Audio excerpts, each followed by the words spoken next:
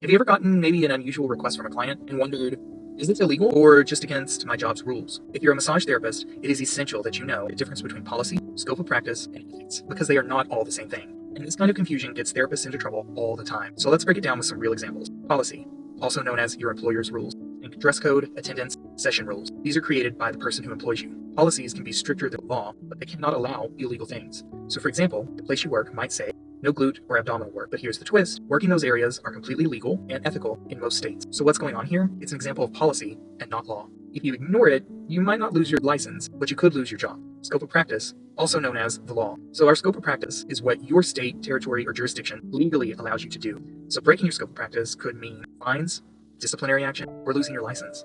Total revocation. For example, your clinic offers cupping. Clients are asking you for cupping session. Your boss even encourages you to do cupping, but you haven't taken the required hours in training, so providing cupping would be illegal. Even if your employer and your client says that it's fine, you could still be legally responsible. And finally, ethics, also known as the profession's moral code. Think of them as professional guidelines that protect both the client and the therapist. Sometimes something can be totally legal and allowed by your employer, but it's still unethical. So an example might be your last client of the day asks you, can you stay an extra 30 minutes? I'm happy to pay you for the upgrade. It seems harmless, right? But ethically, that can be a problem. Why? Boundaries and burnout, disrupting professional consistency, power dynamics shift with the client. Saying yes to avoid disappointing a client isn't true consent. Remember, ethics protect you as well as the client. So here's where all three collide. Some actions violate policy, laws, and ethics. The easiest example of this is sexual misconduct. So inappropriate touch or sexual comments violate employer policy, state law, and professional ethics. This can lead to job loss, revocation of license, and criminal charges. Boundaries matter. So when in doubt, ask yourself, is this allowed by my employer? Is this legal within my jurisdiction? And does this align with professional ethics? If the answer is no to any of those three questions, stop